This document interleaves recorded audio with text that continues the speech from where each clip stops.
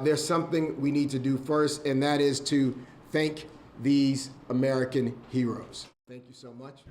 NOPD officers are honored for their bravery on January 1st for stopping the Bourbon Street terrorist from causing even more suffering and damage than he already did. Good evening, everyone. I'm Katie Moore. And I'm Sharice Gibson. And the DA says in a time when people want to point out what went wrong the morning of the terrorism attack, he wants to point out what went right. Yeah, Meg Farris reports from the officer's first public appearance since it happened.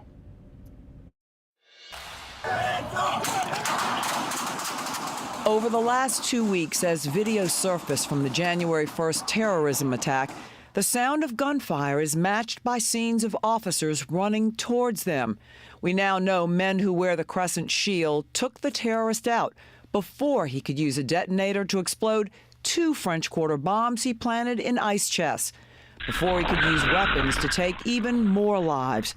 And for that, District Attorney Jason Williams said these American heroes deserve recognition. The only reason that wasn't worse was because of these 3 men I stand with right now. Officer Jacoby Jordan, Sergeant Nigel Daggs, and Officer Christian Byer, all of the 5th District, were given the First Pillar of Courage Award for extraordinary bravery and service. Missing was Officer Joseph Rodrig, who could not make it to the ceremony while he's still recuperating from his injury. Imagine if Jabbar had been able to unleash however many bullets he had in his gun. Imagine if he had been able to detonate those bombs. What we would be dealing with now. The families, the many more families that will be grieving today. And the DA also gave us some personal thoughts about the January 1st attack and let us know just how close this could have come to hitting home. My 18-year-old was on Bourbon Street with friends till about 2:30 that night.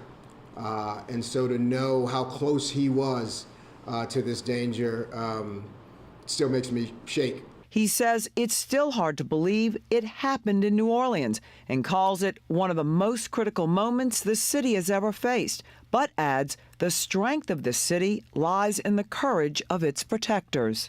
Never forget what they did for the people of this community. They have families of their own. And whatever your job is, the goal is to always be able to get back home. Meg Farris, WWL, Louisiana. The officers were not allowed to speak with the media today because they're still speaking with federal investigators about the overall investigation.